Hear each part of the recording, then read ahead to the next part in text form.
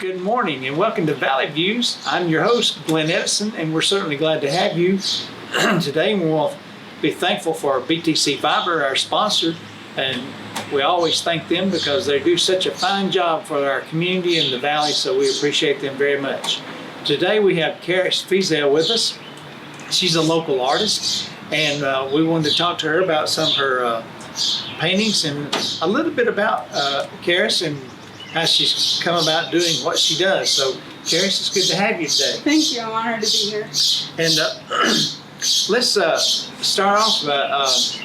I know you've been painting for some time now, but what got you started in painting? Well, yeah, I've been actively painting for about 6 years now, but I feel like I've been an artist pretty much since I could hold a pencil. And I think what sparked that interest is I've dealt with cerebral palsy my whole life. And so as a child, I knew I had cerebral palsy. I just didn't understand the magnitude of what all that encompassed. And so I knew that I was different and I had to do things differently with my hands. But art was one thing that I could do, and I could create something beautiful out of it. So I think that's really what sparked that initial interest in me. So. Well, that's great. Yeah. Now, has that affected maybe what you do or how you do in your art? Yes, it does. So, just like a quick backstory on how I got CP is when I was born, the cord was tied in a knot, and so it cut off my oxygen supply for a total of 8 minutes. Oh. And until the doctors could resuscitate me. But it ended up damaging the back of my brain, the cerebellum that controls your fine motor skills and your motion. And so whenever it sends signals to the rest of my body, I have tremors that look like I'm shivering all the time, and I have muscle tightness. And so it does affect my ability to paint sometimes, but I have had to kind of create different ways to work around that. So like stabilizing my hand with my face when I paint, so I can get straight lines and get the small little details.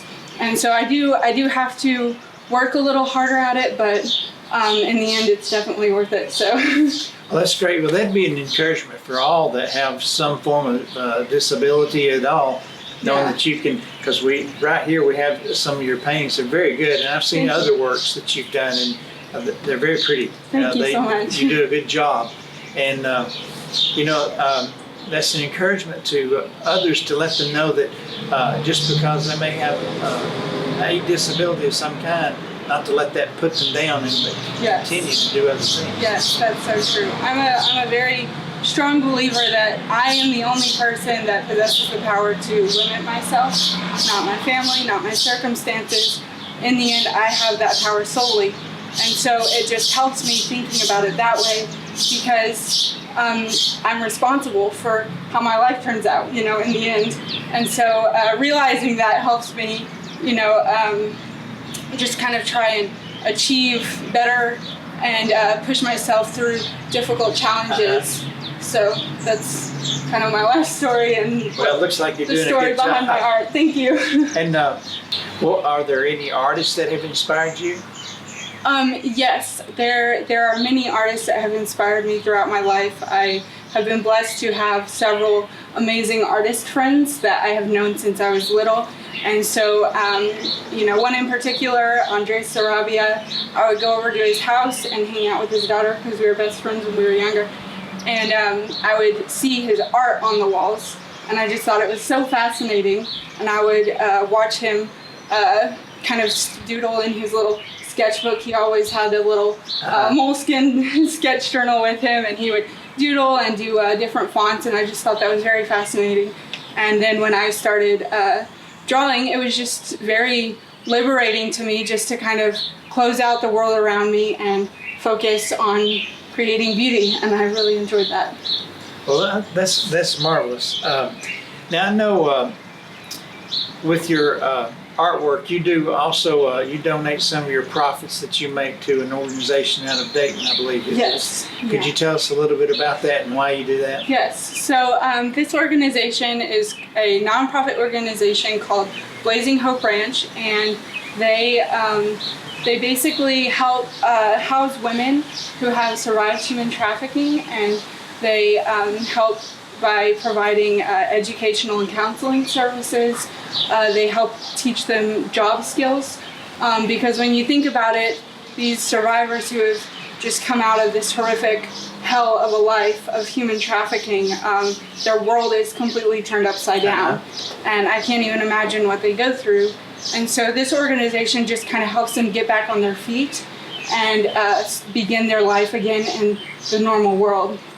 And so I'm really supportive of this organization and what they do, and I donate 25% of all my art sales to that organization. And I started about 3 years ago now. So it's just been a really big blessing to see my work and something that I do to help others, and help change the lives of others. And I also have an annual benefit art show that the Grinder House coffee shop up in Crossville, Tennessee hosts every year. And on average, it makes about $1,000 for the organization in one evening, every art show. And so that has been a huge blessing, just the support of the people there and the friends that have come behind me and said, we want to help you, we want to help support you in this organization. So it's been a really interesting journey. Well, that's great, because not only you're providing the service by your artwork, but you're also helping those who, in some cases, can't help themselves. Yeah. So, and they're just a wonderful organization, and I strongly recommend anyone watching to go onto their website and just read what they're about. Good. Now, I know, at least recently, you've been teaching some art as well. How many students do you have? Yeah, I teach private art lessons, and I've been teaching since 2015. I began with just teaching one boy up on the mountain, and now I have 5 students that I teach throughout the week. My newest student that I've recently acquired is in West Virginia, so we FaceTime with our art lessons, and it's a little bit different, but it's working. So, but yeah, it's been really amazing. When I was first asked to teach art, I wanted to say no, because art had always been something very private to me because of my CP, and I have to do something differently, or I have to do it differently. And so I was just strongly encouraged to wait and pray about it, and then I felt like I was supposed to say yes. And I'm so glad I did, because it has just opened up this world of opportunities for me, and my students are amazing. I absolutely love the relationship I have with my students, and I would have missed all of that if I had just said no, and wanted to stay in my little comfort zone. So that was just an amazing opportunity, and I'm hoping to continue to teach and kind of grow my student clientele throughout the years to come. Now, you've had some that have actually won some awards, haven't you? Yes, I have. So the three of my youngest students, they're all 3 brothers, and it's really fun seeing their different characteristics develop. I started teaching the oldest one, who's 12 now. I started teaching him when he was 7. And every year I have asked them if they want to enter into this national contest called the Federal Junior Duck Stamp Contest. And basically it's the Fish and Wildlife Services and the stamps that hunters and fishers have to buy. And so the art on the stamps is from this contest. Oh. And so they've said yes, and they've wanted to do it every year. And they've placed first many times in a row, and third, and then this year, Joshua, my 12-year-old student, won Best of Show. Oh. And he was the youngest person to win Best of Show in the whole entire history, the 25-year history of the contest. Wow. So that was a huge, amazing honor, and he was very blown away by it. Sure. So yeah. That's really amazing, and he receives a $1,000 scholarship, and his art will be put on a stamp. So.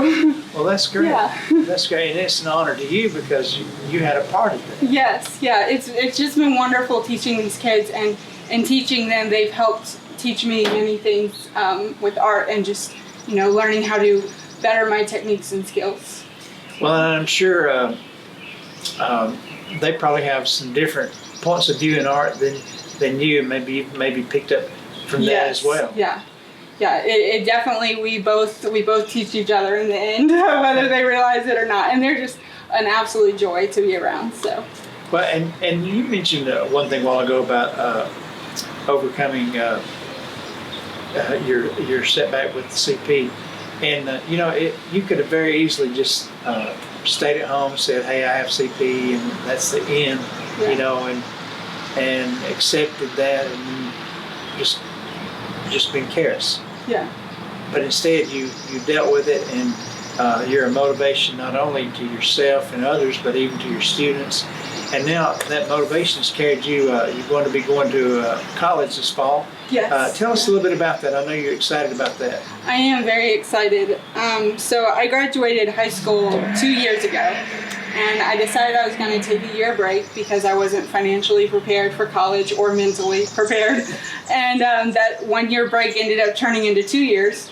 And so I also just didn't think that because I had such a low ACT score, I have a high GPA, but a low ACT, that I wouldn't get the scholarships I needed, and I didn't want to do student loans and student debt.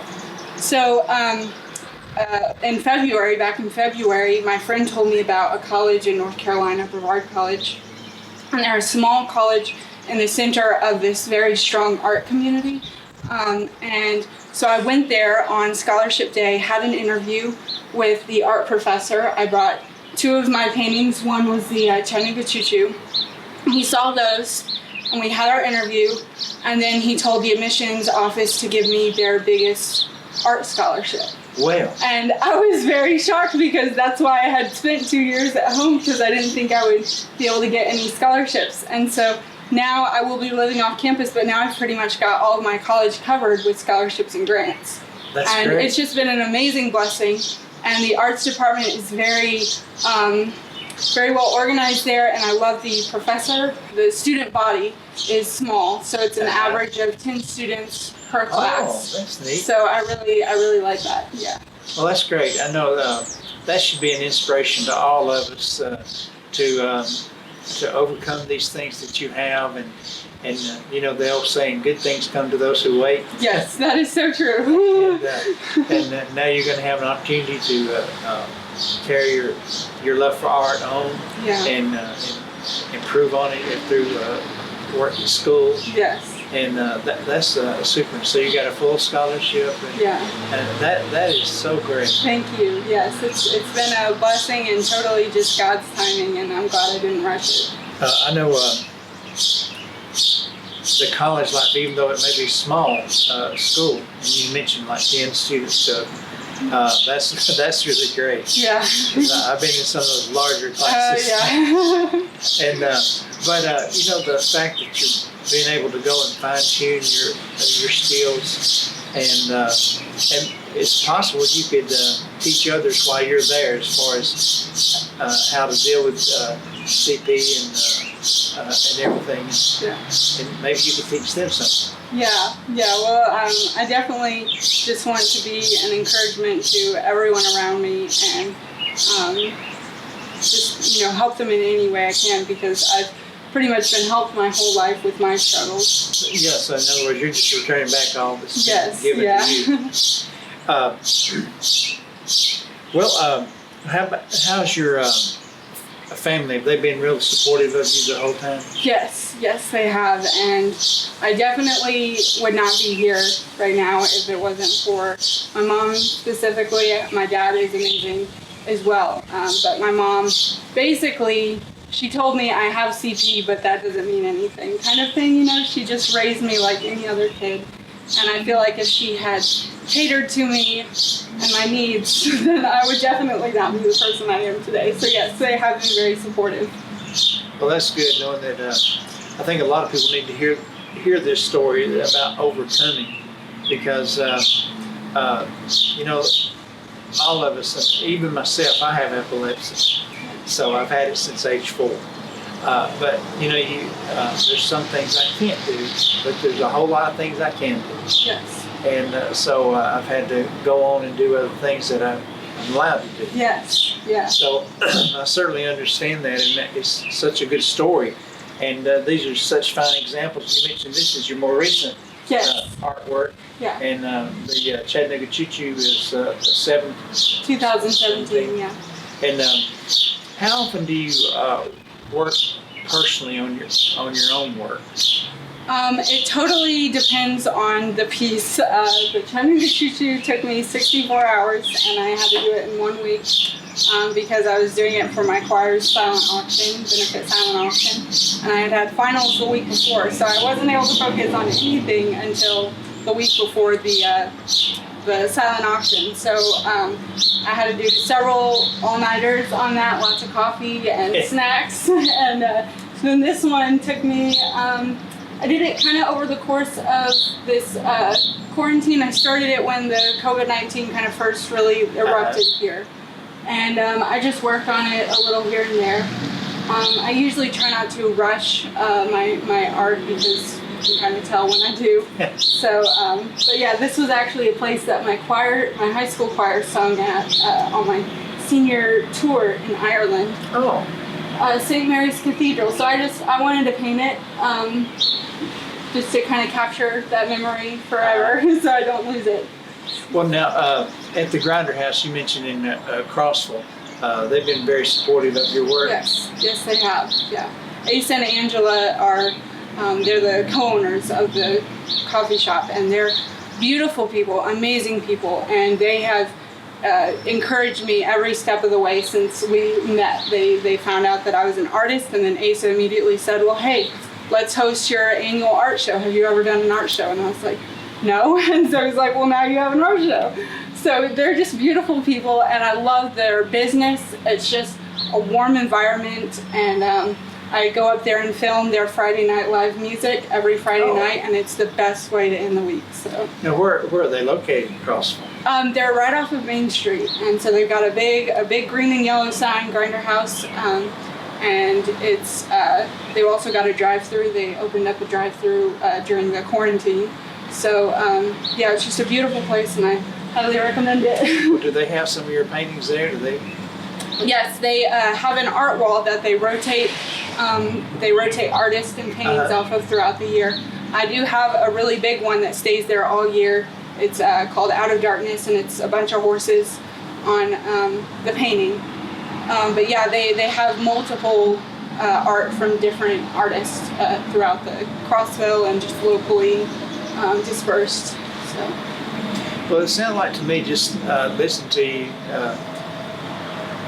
not only do you influence people there in Pikeville, but it looks like you're going to expand your world into Dayton, now in North Carolina, and Crossville. So you're touching a lot of people with your art. Thank you. And that's to be commended. Thank you. Because a lot of people can't say that. They don't.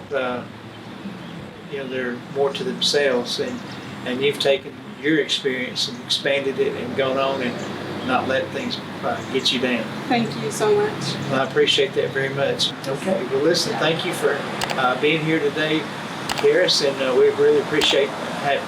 Thank you so much for having me. It's been an honor. You're more than welcome. Thank you. Brought to you by Bledsoe Telephone Cooperative, your full-service telecommunications provider right here in the Sequatchie Valley.